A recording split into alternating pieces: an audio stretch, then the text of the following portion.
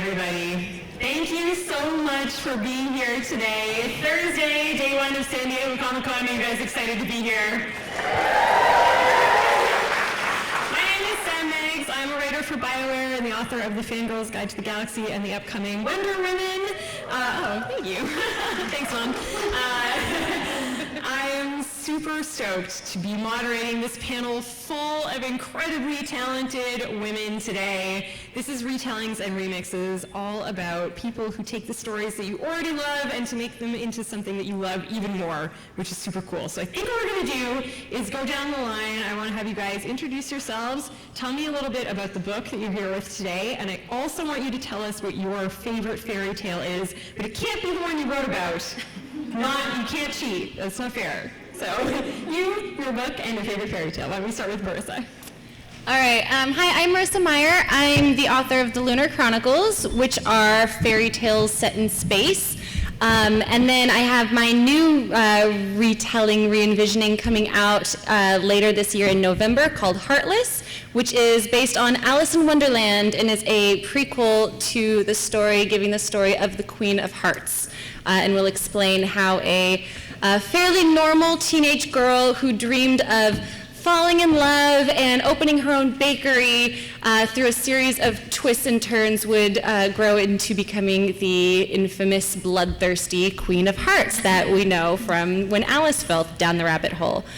As for my favorite fairy tale, I feel like it changes every 10 minutes.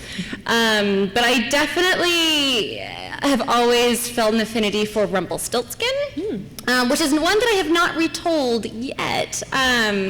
But I love Rumpelstiltskin, one, because it's one of the darker ones, and I love the part at the end where he rips himself in two and then stomps in and falls down into the depths of hell, and it's so grim. But I also like it because as a writer, I'm always looking for those stories where I feel like there's part of a story not told, and I feel like Rumpelstiltskin, like there's more to this character. Why does he want the child so much? And I just feel like there's more there. So it's one of those stories that makes me curious. Thank you. My name is Colleen Oakes. I am also an author of a Queen of Hearts book that is a prequel to Alice in Wonderland that tells the story of the Queen of Hearts. Mine is kind of how the Princess of Wonderland turns into a villain. Like, what's the progress of princess to villain? It's really dark and twisty. I'm kind of dark and twisty inside, so it kind of follows that path. I'm also the author of the Wendy Darling series, which is Peter Pan from Wendy's uniquely feminine perspective. And my favorite fairy tales, there are so many to choose from, but I like Snow White a lot. I think there's like kind of a darkness to Snow White that I would love to explore at some point.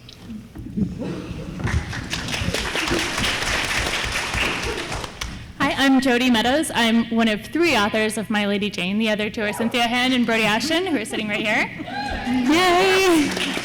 My Lady Jane is a retelling of Jane Grey, the 90s queen. And for those of you who don't know about Jane, she was super smart, and she was queen for 9 days. And then she got her head cut off. And it was very sad. It's like a very famous tragedy.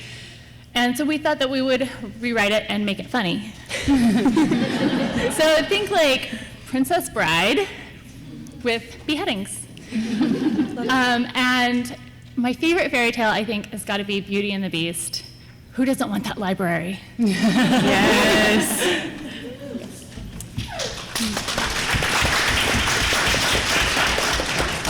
My name is Anna Todd, and I'm the writer of the After series, but the book I'm talking about today is called The Spring Girls, and it's a modern-day retelling of Little Women, and I've always loved that book, and I feel like I just love writing about like that age where you're not sure who you are and you try to be grown up, but you don't know how, and the idea of these 4 sisters taking on the world now with social media and just a totally different world, so I'm really excited about that. And my favorite fairy tale, I guess it'd be Little Mermaid. I like the Disney movie, of course, but I love the original. Like, it's so much darker, and I love it.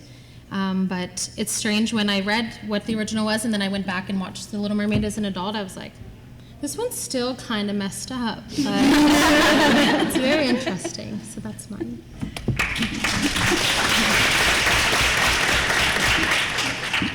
I totally hear you. They don't want the story of her becoming foam on the waves, you know, that'll just ruin it for you in her little, yeah. Hi everyone, my name is Renee Ahdieh. I'm the author of The Wrath and the Dawn and the recently released The ROSE and the Dagger. Woo. It is a Finnish duology. If anyone out here is into instant gratification, it's done. And it is a reimagining of the Arabian Nights. It's the story of Scheherazade. It's got nods to the Count of Monte Cristo and Beauty and the Beast. So if you like stories about scimitars and swirling sands and girls who are trying to kill you, this is the book for you. As for my favorite fairy tale, you know what? I'm going to have to say Mulan. The first time I ever saw that movie, I remember I was a little girl, and I was just enthralled. This can show you how much of an egomaniac I am. In that moment, whenever the emperor, spoiler alert, when the emperor says that you have saved us all, and like the entire kingdom bows to her, I remember I was like, oh, this is possible. This is amazing. So I will have to go with Mulan. Of course, who doesn't love a girl who can save herself?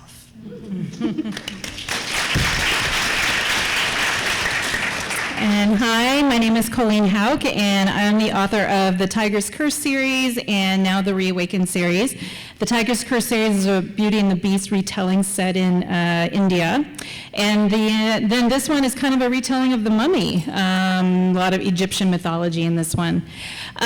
So my favorite, and this one is the one that's out. It's actually here and a little bit early. It doesn't actually come out for 2 weeks, but they've got the hardbacks. And this is book 2 in the series. This is a trilogy. I have a lot of favorites, but I'm going to say Aladdin. Aladdin's so cute, and the flying carpet scares me, and it's just also so cool. And I'm also reading this, and there's a flying carpet right now. So I'm just thinking about that a lot right now, so that's the one that came to mind. Thank you. All of those fairy tales are super iconic and interesting, but I'm particularly curious about what drew you to these specific tales that you decided to retell, because some of them are more common, but some of them are really, kind of more unknown to audiences. So I think I want to start with Renee with this one. Maybe we can go around, because 1001 Nights and Scheherazade, that's not a tale that you hear really frequently in the West, and I'm kind of curious about what drew you to your specific stories. I love this question. I think for me there are 2 reasons I was drawn to retell the story of Scheherazade. The first is I am a child of mixed race, and when I was growing up I didn't see myself in many stories, and I knew that when I wanted to write a book I wanted to bring to life a different world. And the reason I chose this world is so it's based on ancient Persia. It's a fantasy ancient Persia, so it's around the time period between the Abbasid Caliphate and the Sassanid Empire. And I picked this because my husband's family is Persian, and he and I have been dating and then married for 15 years, and to have that window, have that insight into his culture was just so revelatory, and I got to learn so many great things. I set fire to my kitchen making Persian rice. I'm much better at it now. But it was because, I'll make a long story really short. So you're supposed to parboil the rice and then steam it, and you're supposed to put like a towel underneath the lid to catch the condensation so the rice isn't really sticky. So, I followed all of my mother-in-law's directions, put the towel underneath the lid. I walked away, I was like, yeah. And then it went and my husband just stood there, and he was like, you want to, yeah. And I'm like, yeah, we'll fix it. And so now it is better. But now I have a story that I can tell with everybody about how I set fire to my kitchen making rice. How about you, Colleen? I don't know if any of you guys remember, you're probably all too young, but there was a movie called Lady Hawk back in the day. Yeah! I really loved that movie. I loved the whole romantic notion of these 2 people can't be together, and they just cross, and it's just almost touching, but they can't, and it's just so cool. And that's where I started with my writing journey with the Tiger's Curse books, is I wanted a Beauty and the Beast where they just couldn't be together, and it was tragic and romantic and wonderful. And I originally thought, wouldn't it be cool if my hero was a bird? But then I thought, what can a hero as a bird do? when the bad guy came, he could maybe talent out eyeballs or something. But other than that, it's kind of not that cool to have a bird as your hero. So I ended up with tiger, which of course is obvious. That's a manly kind of beast. So I picked the tiger for the Tiger's Curse series, but ironically, when I started this series, I went back to bird. And so all my Egyptian princes can actually change into birds. So it's kind of cool. They're giant birds, though. They're big. Although they still don't talent out eyeballs. But still, they could if they wanted to. So that's kind of, I guess I kind of started my whole retelling based on that. And just, I like the idea of the changeling and that kind of thing. So that's kind of where I began.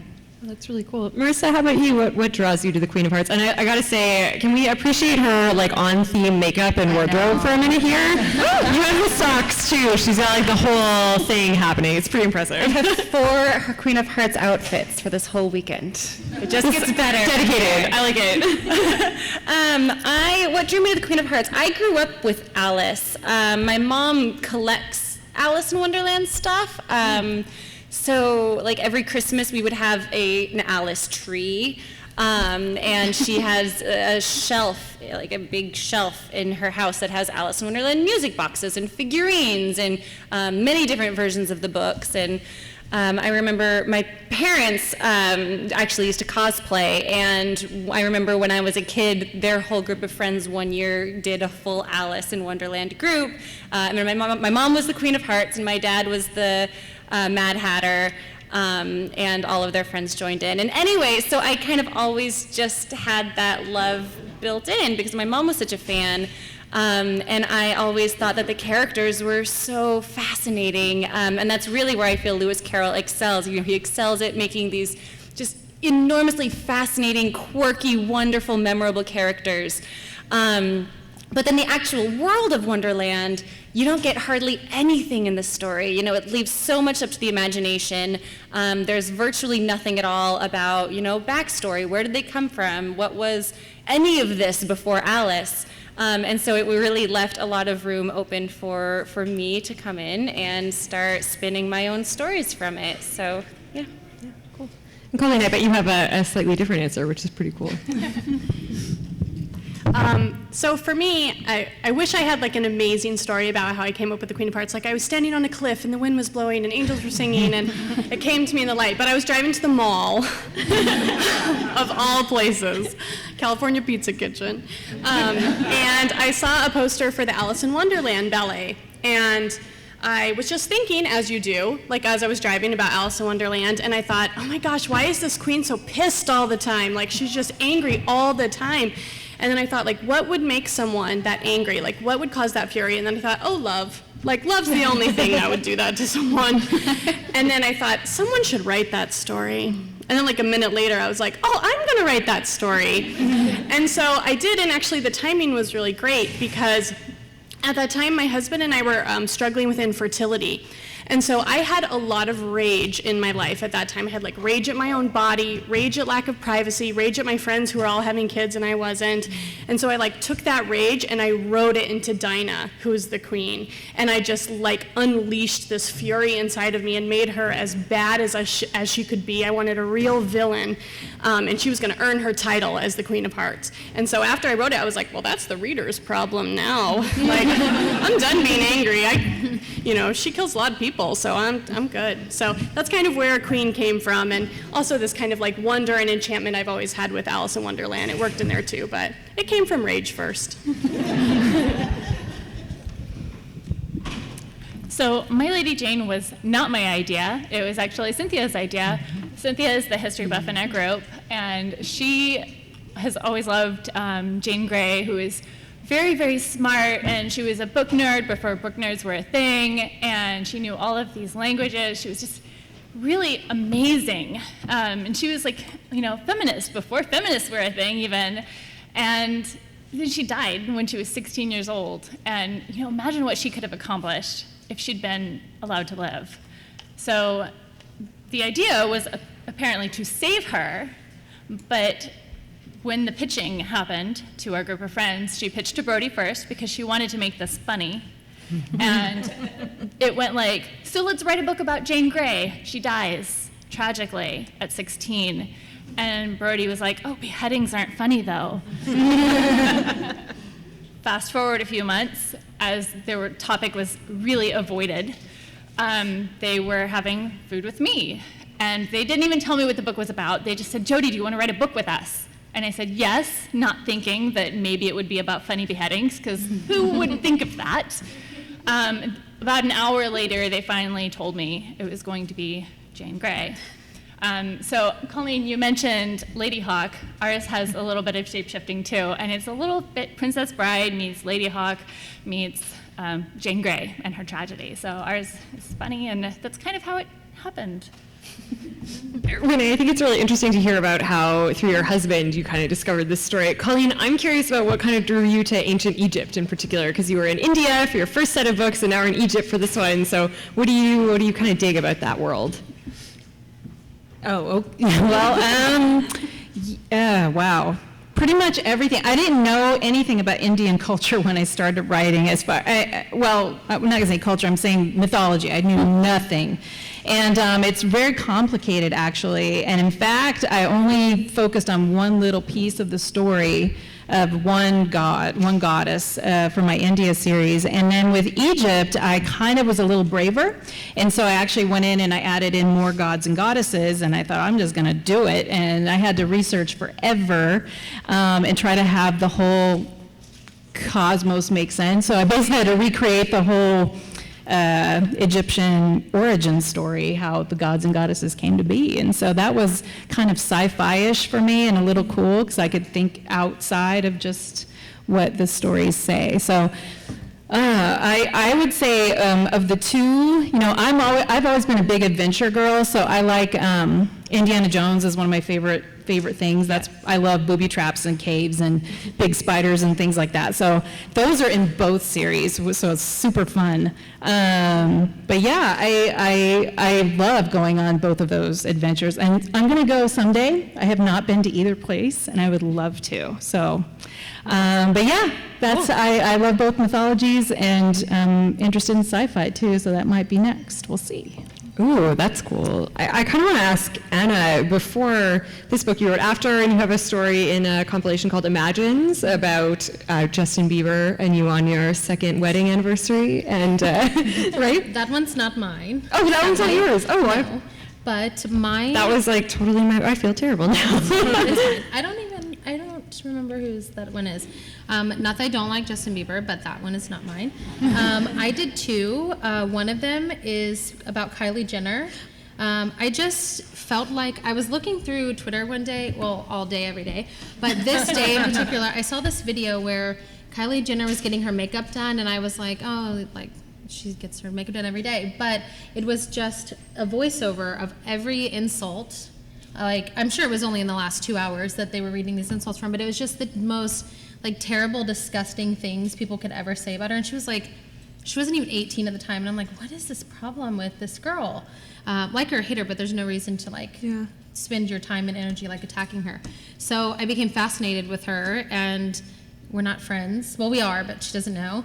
So I always imagine, and even some of my own readers who usually are pretty, like, positive, and they'd never, maybe I just don't see it, but even some of my own readers were like, oh, why did you choose her? She's this, or she's that, or I'm not reading that. And I'm like, that's exactly why. So it's this girl who gets stuck in a Target bathroom with Kylie, and Kylie wants to have one normal day, and she goes to Target alone, and then there's just a mob outside the bathroom, and the girl, who's supposed to be you, it's all written as you're the character, and the girl is like, she's, not that she doesn't like her, but she just doesn't care any means about her whatsoever, and she starts feeling like, oh, this is an actual person.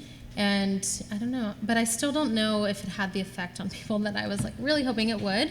But I'm really excited to be a part of the book because I came from Wattpad, and I wasn't a writer. I'm not a trained writer. I didn't finish college. I was an 18-year-old Army wife, so I wrote fan fiction, and Wattpad was like my safe place where I could just do what I wanted. I was a reader, could write whatever I wanted. I wrote One Direction fan fiction, so. Yeah, I don't know, just to be a part of this book where there's me and 29 other writers who don't have, they're not lucky enough like I am to have a publishing deal and movie deal and things now. now they have their first book, and I'm really proud to be a part of that. So that's kind of what I wanted to ask you about. How do you feel, why do you think it is that celebrities are sort of like our modern day fairy tales? We have these stories about getting stuck in a bathroom with Kylie Jenner, and that is kind of a modern day fairy tale. Do you find that?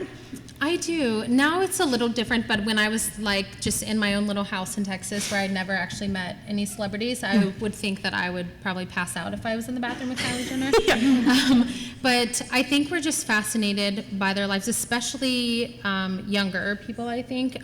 For Kylie, for example, when you watch her Snapchat, she's getting in these cars. I don't even know what they are because they're so fancy. But she's getting her hair done, her makeup done, and you're like, but what does she actually do? What does she do? But we don't know. And the only thing we know about celebrities is what they want us to know. Yeah. So it's fascinating, and they're living these lives that they have all this money, and people care about what they're doing. Nobody cares if I'm eating a ham sandwich. If Kylie Jenner or Harry Styles is eating a ham sandwich, you could auction the bread for $1 million. So I just feel it's just a fascination. I have no idea why. I would love to know why. Yeah. I think a lot of it too is that it's kind of our modern day version of royalty. Yep. And of course, a lot of the fairy tales, how many fairy tales, the problem was solved by becoming a princess, and now you're royalty, and that means you get to live happily ever after. Of course, we can assume, from Lady Jane Grey, among others, royalty didn't always have, happily ever afters, and they didn't always have these perfect lives where they just got to flounce around in ball gowns all the time.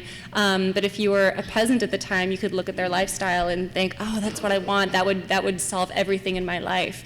So I think it kind of has that going for it as well. Yeah, that makes a lot of sense. Jodi, you came to I'm looking right at Marissa, and I said, Jodi. Marissa, you came to, I meant Jodi. I'm sorry. Jodi, you came to adaptive fiction through fan fiction as well, is that correct? That was Marissa. That was Marissa. I did write fan fiction, yes. I'm all over the place right now. Marissa, you came to... Yes, I wrote Sailor Moon fan fiction for many, many years. Tell me everything immediately about this. What would you like to know? I was obsessed with Sailor Moon when I was a teenager, and all my stories were first season romances, finding different ways for Sailor Moon and Tuxedo Mask to fall in love. And I probably wrote about 50 of them, and some were hundreds and hundreds of pages long. And got to be quite epic. But I'd always wanted to be a writer. Growing up, I kind of, thought that, how cool would it be if you could write books and get people to pay you to write books? But it was always kind of that elusive dream that didn't really seem possible. But then I started writing fan fiction as a teenager, and real people out in the world started emailing me because they'd read these stories and liked these stories. And it was so supportive and gave me so much encouragement that was really when I started to change my thinking and think, oh, maybe it is possible to be a writer. So I credit the fandom a lot with kind of pushing me toward trying it, going for it. Do we have any other fan fiction writers in the room? Raise your hands. Yeah, that's awesome. Keep writing, guys. That's amazing. We're going to actually open up the floor to audience questions in just a couple of minutes. So if you do have a question for the panelists, you can come and line up at this mic right in the center here, and then we will get to you in a moment. So don't be shy. They're awesome. But I really want to ask you guys, how did you tackle making these fairy tales or retellings more relevant to a modern audience, whether it was sort of adding intrigue or empowering a protagonist, or, how did you kind of go about making it interesting to kids these days? Why don't we start with you, Colleen? Well, I think that kids... our teens are always struggling with the same sort of issues, acceptance. They don't want to be categorized. I think that's why a lot of young adult fantasy, or especially dystopian, Divergent, I don't belong in this group, I belong in this group. So I think teens really are hesitant to be put into these categories. And so I think when you're writing young adult fantasy, you can totally take these things like Dinah, my lead character in Queen of Hearts. Her father treats her terribly. She feels like she's uglier than her sister. And so I feel like these things resonate with teens no matter what time they're set in, the need to be accepted, the need to be loved, the need to be understood. And so I think as long as you stick with those core issues, then they're going to apply to teens whatever time you set it in, and even whatever world you set it in, whether it's Neverland or Wonderland or Connecticut. Those things apply across the board, I think, to teens. Yeah, totally. Yeah, I definitely agree with that. Those themes are just all over young adult, and I think every young adult wants acceptance and to be understood. Heck, adults do too. But as far as Jane, I don't know about you guys, but I kind of slept through history in school because it was like just dates and memorizing things, and I didn't care. But what does make interesting for me is when it's told as a story, when I can understand what the character, or what the real people wanted, why they did things, and making it relevant to my interests and how I would feel if I were in their position. So that's one of the things that I think we tried to do in My Lady Jane was just make it interesting, make history interesting, and make help people understand why issues happened. Plus magic. Plus magic, Also. and shape-shifting, and kissing, and people not dying horribly. Yay. With mine, the problems in Little Women that the sisters face are things that are still the exact same. Whether it's if you're supposed to be a teenage girl, it's really hard to figure out what you want to do or who you are supposed to be. And there's still, hopefully this will end soon, but there's still this idea of being a wife or a homemaker. And in this book, that's like the biggest theme that I took from it. I think everyone can interpret it in their own way, but mine was like, wow, it's tough being a girl. And even for myself, I got married at 18, and I was in this Army community where I didn't want to just be my husband's wife. I just married him because he was going to war and I didn't want to break up with him. So we got married, and I saw all these women, amazing women, smart women, but none of them that I met at least had like their own identity. And they would be like, oh, we're having this bake sale and we're doing this. And I'm like, well, what else are we going to do? Like, are we going to do anything that we want to do? And if you ask them, like, so what do you do? They're like, oh, well, my husband is this. And I'm like, yeah, but like you as a person. So in Little Women, I get to kind of like write a little bit of my own story with the father being at war and these girls being forced into roles that they aren't wanting to be molded into. And all of the things are so relevant. A family that's struggling with finance problems, with tragedy, with the death of one of them, and which I changed, by the way, because I was not happy about that. I think this is such a great question because when I think of fairy tales or myths or anything like that, going off of what Marissa said earlier, there's this world of possibility which is so appealing to take something where you can literally have magic involved in a solution or magic be a source of, problem.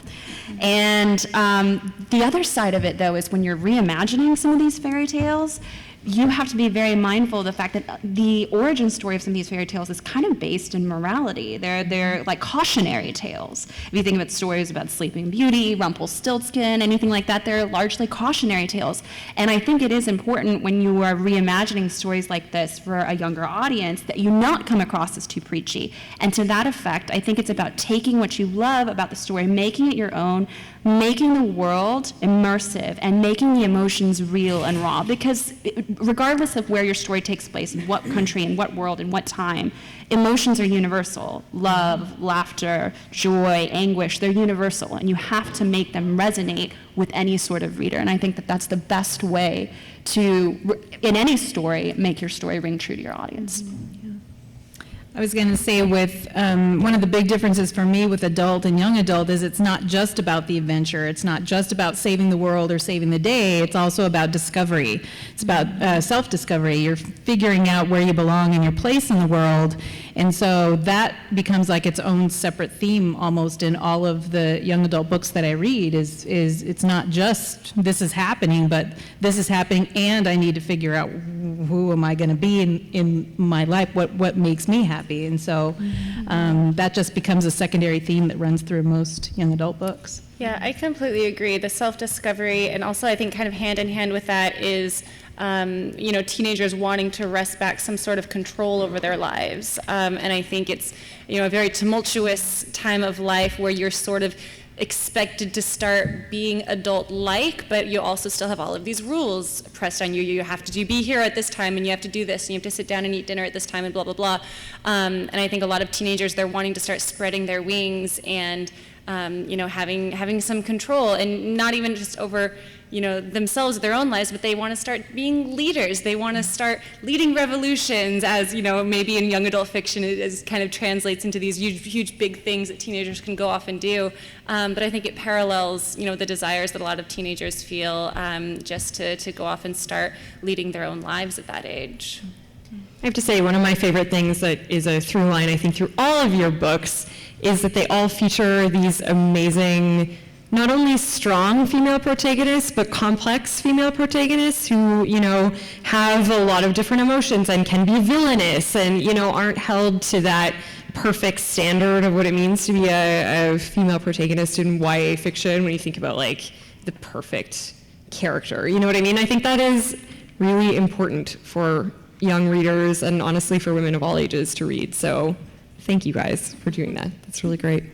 Let's take some audience questions. Hi. Hello. So I work at a fairly large retail bookseller.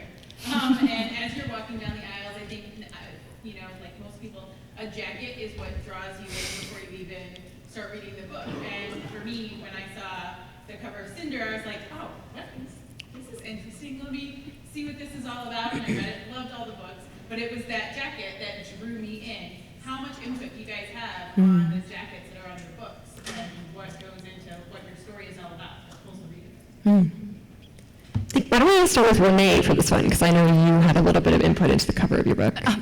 I wish I could take credit for these covers. These covers are designed by Teresa Evangelista, and she is absolutely fantastic. I knew that whenever it was funny when it was pitched to me that they were going to do a girl in a dress. I remember the one thing I told my editor when we were going through the process is, please, no cover with a girl in a dress. She calls me one day, she goes, okay, don't freak out. It's a girl in a dress, but it's different. And so they sent it to me with the sort of like, the packaging that my publisher Penguin did on this is just beautiful. If you look on the inside, the sort of cutout that's here, so I saw this picture with the cover with the cutouts, and I was like, I don't get it. Somebody actually had to explain it to me. But I love this. They took inspiration. I did have some input in terms of the jewelry, making the clothing look as authentic as possible. And these screens are inspired by Indian Jolly screens, which I just think are beautiful. And it was really important to me that it be a brown girl too. And luckily, I didn't have to worry about that. Even though I had this sort of because we've all heard it before, these whitewashed covers, I had this concern. It was never something for me to be worried about. The first iteration of the cover, they nailed it. So it was definitely, maybe I just think I was very lucky. Can I go? Because I want to talk about the girl in a dress too. So my instructions to my publisher every time is no girl in a dress. That's my number one pet peeve. But I basically, what I do is I just tell them, this is really kind of what I would like. I'd like an artistic cover that's not going to make boys be embarrassed to pick up the book and look at it. And with the Reawaken series, they actually sent me 6 different ideas, and I got to pick. I said, well, I like the wings on this one, and I like the eyes on this one, and I like this, and they kind of took and asked me a lot of questions. And then I keep Pinterest boards, secret ones, as I'm writing, and then I send them all these images that go with the story, so they go, oh, that's what it looks like. I say, yep, that's what it looks like. And so that kind of helps a little bit. So I have a little bit. I don't get to actually finally decide, but I get to send them my info. My publisher will often seek my ideas at the beginning and then go off and do something completely different. And I actually remember with HEARTLESS, they first asked if I had any ideas, and the image that I'd had in my mind while I was writing it was the playing card of the Queen of Hearts. And then my editor was like, oh, that's a great idea. And then they went and did something completely different. And then Colleen's book came out, and I was like, that was the cover that I had in my mind. Yeah, it's the Queen of Hearts. It's beautiful. It is. I would loved my cover. This is actually the second book in the series. It's called It's called Blood of Wonderland. This is book 2. And the first book is, they're just the three colors, red, black, and white. And the designer Jenna Stemple at HarperCollins is amazing. When I first saw it, I was just stunned beyond belief, and they hired an artist to do a renditioning of Dinah, the main character. His name's Reuben Ireland. And they're just so beautiful, and the backs, I mean, this is an arc, but the back looks like a playing card, and it has all these hidden icons of things in the book. So when you finish the book, you can go to the back cover and find all these hidden objects in the card. And so I had zero control over that, and I'm so glad, because mine would be stick figures if they wanted my help. Yeah, if it were up to me to do the cover, I would also have stick figures. Yeah. So my story is a little bit similar in that, or now I've forgotten which one of you said, I'm sorry, but I said to my publisher for my first book, I said, the only thing I don't want is a giant girl's face on the cover, because there were like 50 million of them at that time. So they said, no worries. A few months later, I got a call, don't freak out. Okay. And it was indeed a giant girl's face, but it had this gorgeous mask and everything over it. This was for my first solo book, Incarnate. And I absolutely loved it. I'm so glad it wasn't up to me, and they just totally ignored my advice, because I love that cover. For my second book, or trilogy, or series, they said, what do you want for your cover? And I said, I don't know, girl in a dress. I got a girl in a dress. So at that point, I was just totally confused about how they were dealing with covers. And then for My Lady Jane, we sent them several ideas, and we had no idea where they were going to take it. But the final cover is a giant girl's face. With like block letters over, and we have absolutely no say. They did like ask our opinions, like, what do you think about this? How do you feel about this move? And we gave them our opinions, and we absolutely adore the final cover because it just is perfect for the book. For mine, I said, well, we had a little battle with some of my other book covers, so this time they did ask me, because I used to think that authors, like, not created, because I could never create my own cover, but definitely thought they had more of an opinion. I remember Cassandra Clare, she has the most beautiful covers to me, and I remember thinking like, oh, I wonder how she did that. And then I saw one time she's like, I didn't do it. I was like, huh? Like, what do you mean? I thought, like, you don't pick the model, like, what's happening? But with mine, I said I want something modern and classic, but my description made zero sense whatsoever. So when they showed it to me, I was so happy that it was exactly like classic and modern. But the silhouettes in the background that most people don't notice when you first look at it, there's 4 silhouettes, so it's very classic, but I'm like, can you make them a little more modern? So they sent it back like 2 hours later with a cell phone in one of their hands, and I was like, okay, that's fine. Yeah, that's been my experience as well. The book designer at Cork is a brilliant gal named Andy Reid, and it's the same. You send in, you're like, I think it would be cool if we did X, Y, Z, and they're like, oh, honey, stick to writing. Yeah, like, it's literally my job. I'm really good at it. And you're like, okay. And then they do it, and they're like, this is what sells. This is what looks good. Like, they are so good at what they do, which is why they have those jobs. So oftentimes, yeah. I mean, little battles, much like in editing a book, happen, but yeah, the pros are so good at it. Thank you so much. Thank you. Hi. Hi. For those that like dark stories, don't take offense to this, but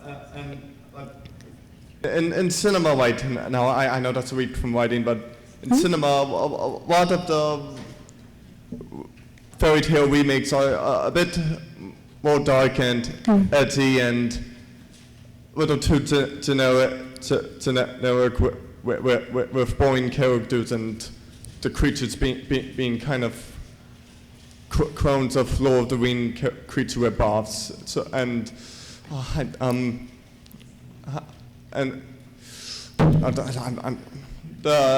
how.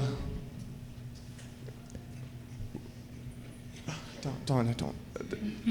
Okay, to make a retelling of an old fairy tale that's more light, even if it has a darker overmantle, that's kind of light or neutral and general and colorful and quirky and all fun and that's a great question. Like, so much of there's so much grim dark kind of in movies right now when it comes to retellings, and we've all seen Batman. You guys know what I'm talking about, right? Like, there's a lot of that. How do you kind of make a story, a retelling, more serious and give it gravitas while still kind of retaining that magic of the story? I think. I meant more at least fun, at least. Or fun, or humor, or, you know, what the charm of it. Yeah, for sure, for sure. That's a great question. Oh, and time with, since some of these are kind of get dated months after they're released. And Sure, yeah. Sorry for the additions. Yeah, no, of course, yeah. Does anybody want to talk about it? Yeah. I think that, again, like whenever you have a story that you're hoping impacts as many different people from as many different walks of life as possible, it's important to hit on as many different notes as possible. So I actually think from the books that I've read, and unfortunately I haven't read everybody's book yet, but I totally, after hearing you guys speak, I'm so keen to read all of them. But I think every one of the books that I've read here, there is actually an undercurrent of darkness. I know with there's very much an undercurrent of darkness, and yet it's almost like you don't understand how dark something it is until it's like paralleled alongside something very light. So there's almost that much more of a necessity to have those light moments, those bright moments that you're talking about, the moments of fun that are humorous. It serves as such a great contrast. So I think a good storyteller definitely weaves both aspects of a narrative into their work. Thank you. Thank you so much. We only have a couple minutes left. I want to try and get through these last 3 questions. So, hi. Hi, my name is Ivy, and I have a question for Marissa. So, when I was reading LUNAR CHRONICLES, for some reason, Cinder reminded me of Sailor Moon, which is really funny because you mentioned it. Maybe it's because they live in Luna. There's some people who live in Luna, like there's a kingdom there, and also Tuxedo Mask reminded me of Prince Kai, sort of, and how creepy Cinder was around him. So maybe there was that. So. Were you influenced at all by Sailor Moon when you wrote Cinder? Absolutely. Yes. But it wasn't really intentional. Like, I wasn't writing it, you know, to be a fan fiction, but I'm just going to change the names. Like, I really conceived it as its own original thing. But by that point, I'd been writing Sailor Moon fan fiction for so many years that I think it had just kind of infiltrated the way that I thought about storytelling in a lot of ways. And Cinder's character specifically was really drawn heavily from the Sailor Jupiter's character, particularly in the live action. We're starting to get really geeky if you've seen the Sailor Moon live action show. So yeah, definitely it was a huge inspiration. That's a great question. Thank you. Hi. Hi. So I know you guys are retelling older stories, so I'm assuming that you don't have to deal with copyright law. Feel free to correct me on that. But if you had to write something without any restriction like that, what story would you retell? That's a great question. That's so interesting. I think I would like to retell some Firefly stories. Yeah. Oh, I'm glad you guys are supportive, so that's happening. No, we just have to wait 70 years for it to enter the public domain. Luckily, the copyrights on most of our fairy tales have run out, so we're able to tell stories. That was a big concern for me when I started with Queen of Hearts. I actually sent a letter to my publishing house and was like, am I going to get sued by like the UK? I mean, is that like a thing?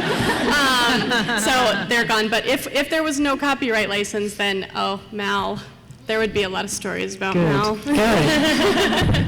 Zuko. Yeah. To write a story about Zuko. Awesome. Most of the ones I would do, I think, are all public domain anyway. I'm more into rewriting classic novels opposed to fairy tales, and luckily all of my favorites are free for me to rewrite. Nice. Yeah, awesome question. Thank you so much. Hi. Good. Yeah, there you go.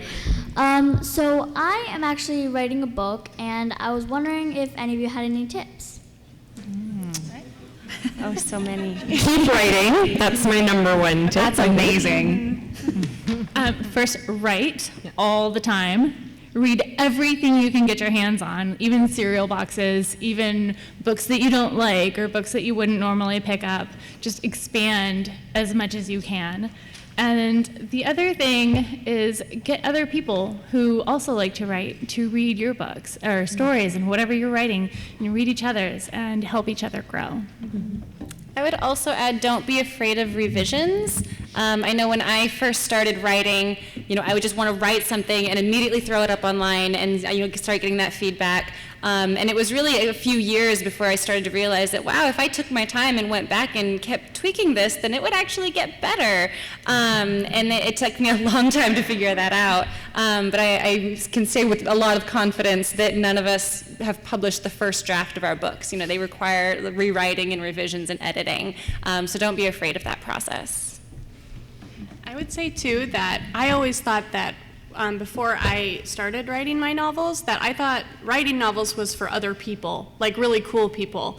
But it's not. It's for everybody. I mean, all it is just, you learn as much as you can about writing, and then you just put one word in front of the other. There's no great secret to it. So it's not for other people. It's for you, and I bet it will be someday, too. I would just say exactly what she just said.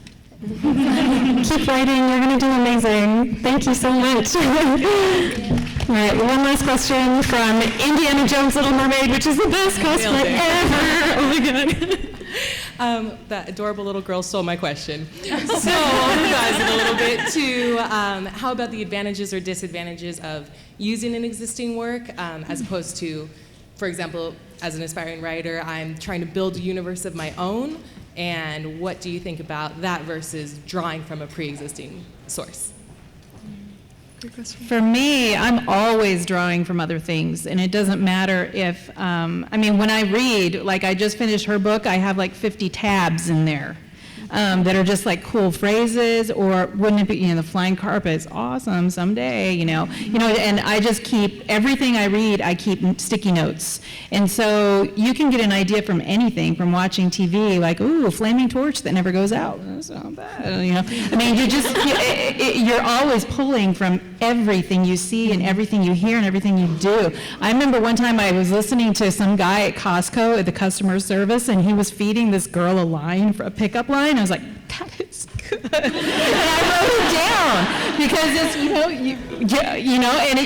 it's, there's always, you're always drawing from something. It doesn't have to be just from another, a fairy tale. You're drawing from everything you see and hear in your life to write. I definitely agree with what Colleen just said.